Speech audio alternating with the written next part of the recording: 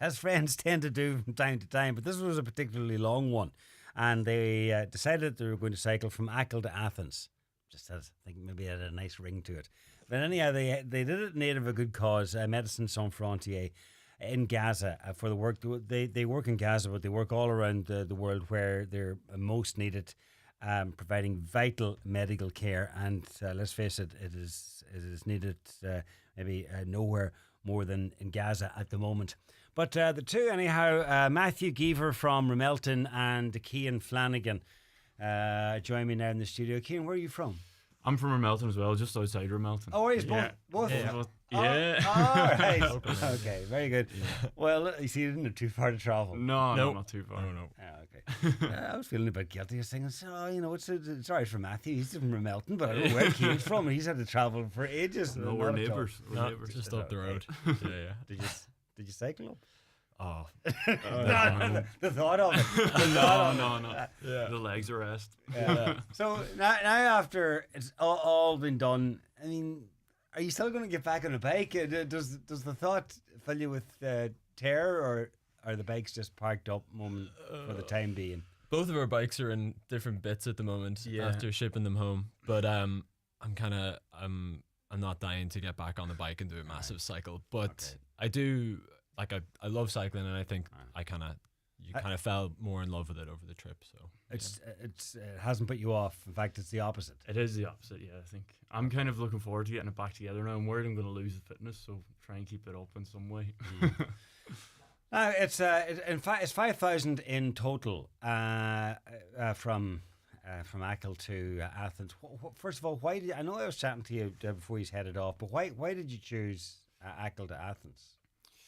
I suppose I kind of mentioned it to Matthew one night, and I kind of threw out Achill as a starting point, just because I suppose it's kind of fairly far west of Ireland, and then kind of Athens is fairly far east, so you're kind of crossing Europe. And then my granny's about 100 kilometres from Achill Island, so we stayed with her the first night, just outside Ballyhonus. Right.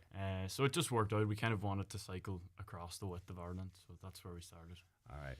Across the width of Ireland and then across the width of Europe. Europe, unfortunately. Almost, yeah. That was the easiest bit. Matthew, what was the hardest part?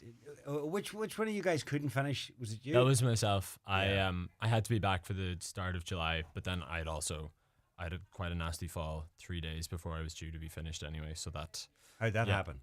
Our navigation app took us on a bit of an interesting route, and the road kind of turned into really rough gravel going down a hill, and the bike just came out from under me, and I landed straight on my knee. But yeah, it all worked out really well. How far from the end was that? Sorry, that was 3 days before I was due to finish. That was in Italy, in southern Italy. Okay. Yeah, it was funny. Like I came off the bike, and Cian had to kind of try and go and find help, and he kind of ran up the road to B&B, and the first guy that he found was an Italian guy who spent 6 months of the year in Ireland and 6 months of the year in Italy. Oh, right. What's the chance? It was incredible. So he was a massive help, Lino. So yeah, that was And how are you now? How's the knee? all good now. Okay. Yeah, fine. Just it's still a little bit stiff, but otherwise, yeah. Okay. Grand. Yeah. So Cian, you had to go head on your own, which must have been a wee bit strange, given that you were together the whole way through to that point, and then just 3 days from the end, you have to complete it. Yeah, I suppose it's 3 days from the end of Italy, so I ended up kind of doing that bit of cycling, and then I kind of met Matthew again before he flew out from Barry, and then I went across to Greece then, and then okay. So it wasn't 3 days from the end. It was 3 days from the end of Italy. 3 days from the end of Italy. Yeah, from Matthew's kind of finishing point. So it was all right. Like the first few days, you kind of like you're used to having somebody with you, then you kind of get into it. People are really nice to you. I suppose when they see you're on your own, they're more inclined to come up and talk to you and ask you where you're going and stuff. So. Did you have anything to identify? Because a lot of bike packers might maybe a flag up the back of the bike or something. Did you have anything to identify you that you were from Ireland, or was it just when you could chatting to people?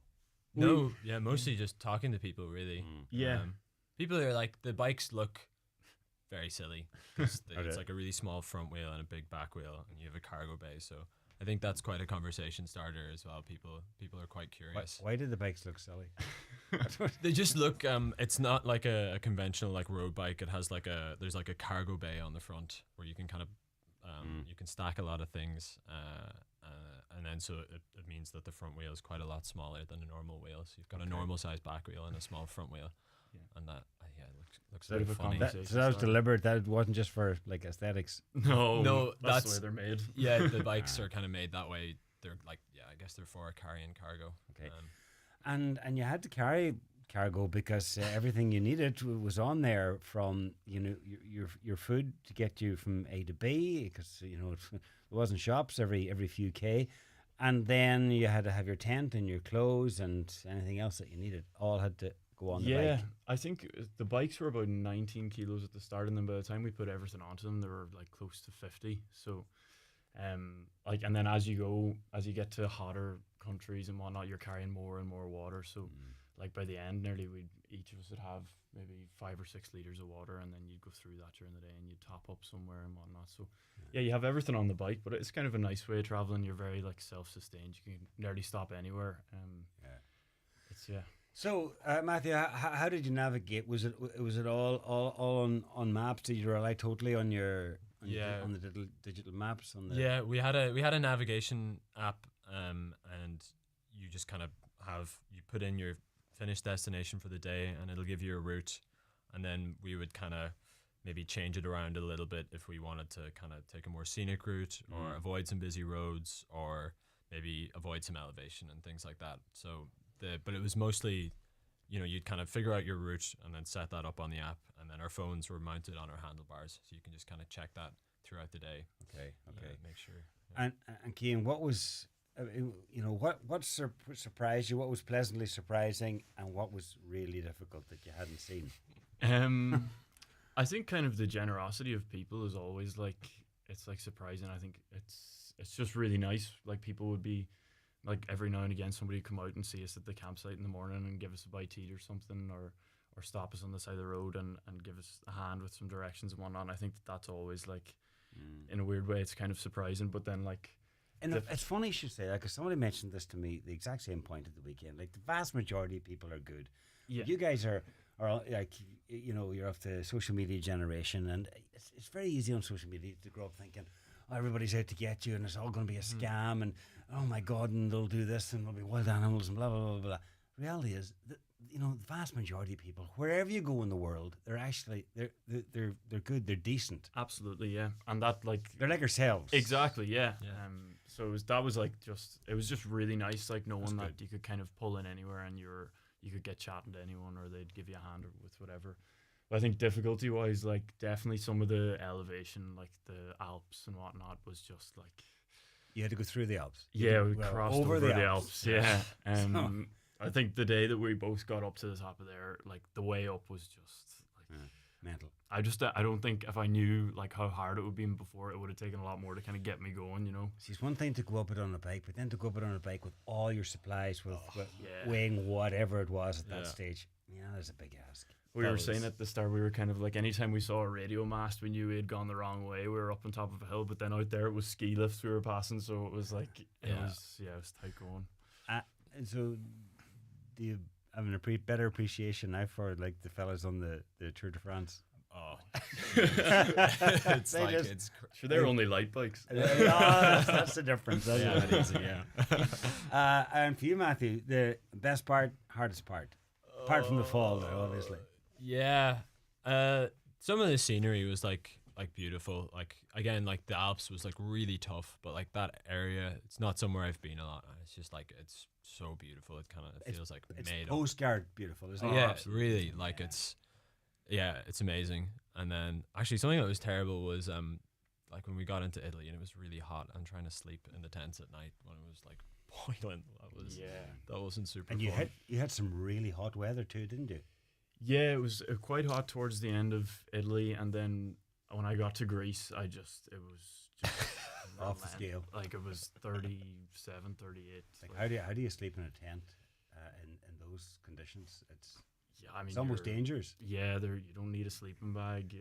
No. Tent's wide open, and you're just trying to stay as close to the coast as possible, really. Yeah. It's and then having enough water to keep you going. Absolutely, it's a big challenge. Yeah.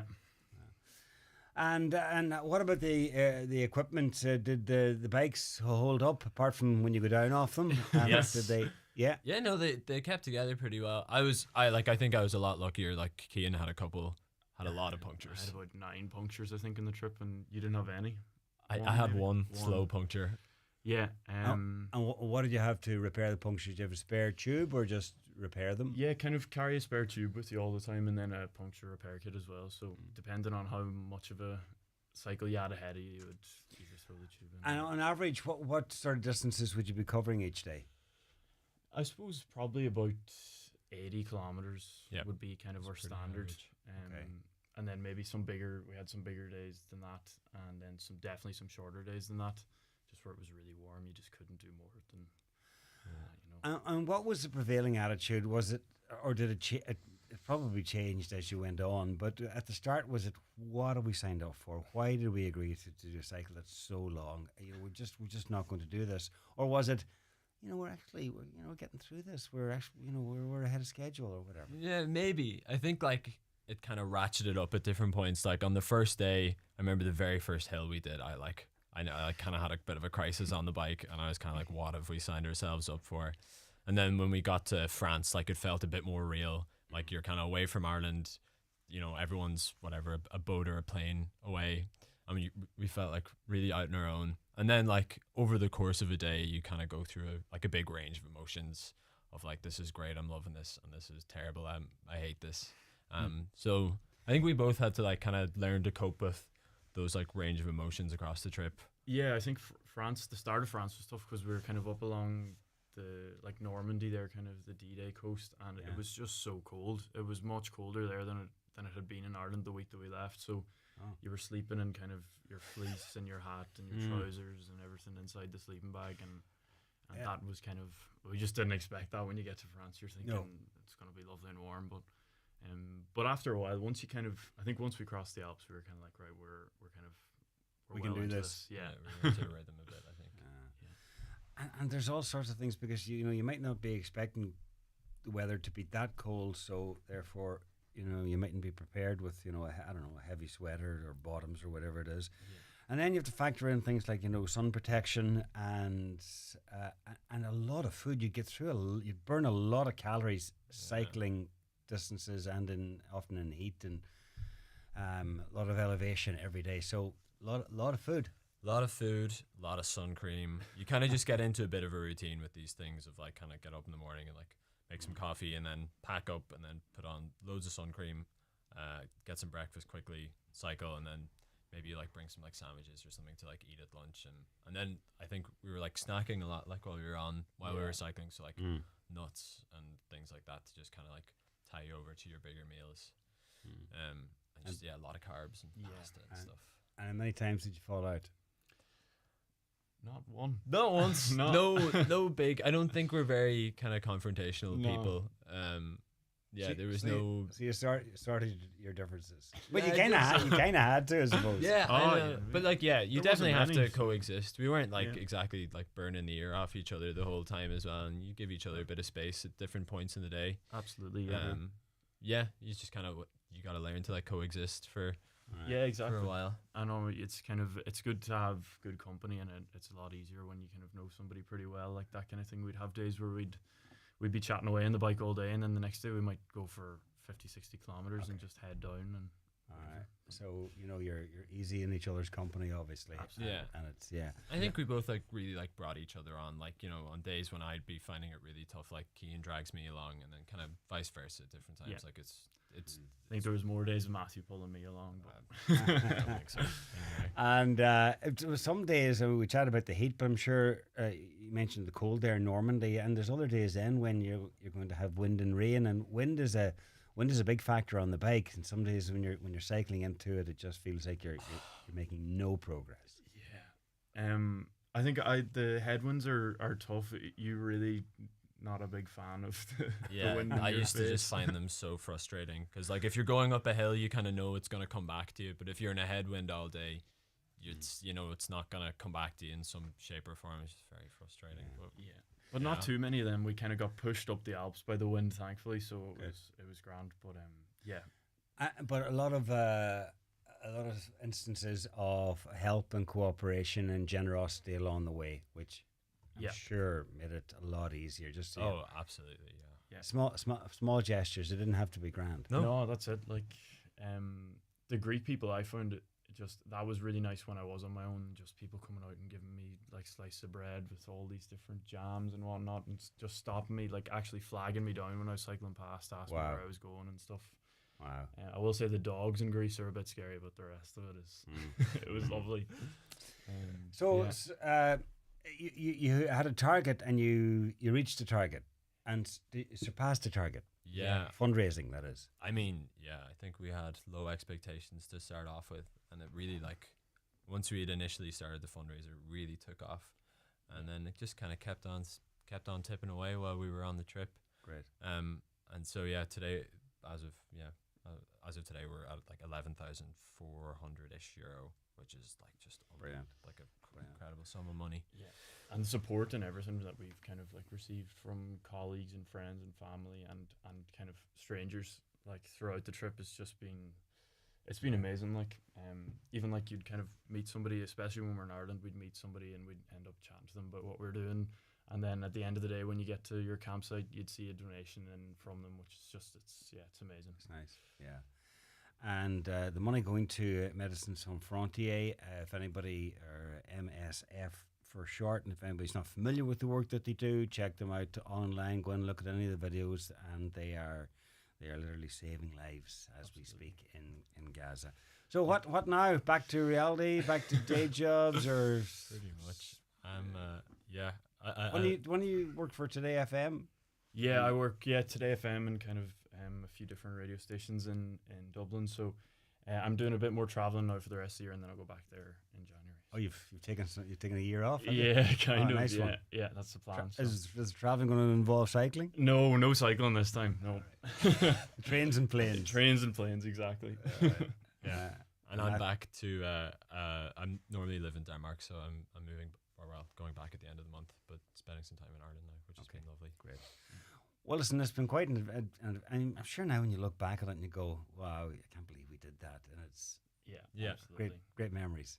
Yeah, amazing. Definitely. Yeah. I think it still has to kind of settle in. It feels Definitely. big, but you kind of have to sit down and think about it for a wee while. And the brilliant thing about it is that neither of you have to sleep in a tent in the baking heat tonight. I know. All right, listen, well done. Congratulations. Great achievement. 5,000 kilometres across half the world from Achill all the way to Athens. Matthew Geever and Cian Flanagan.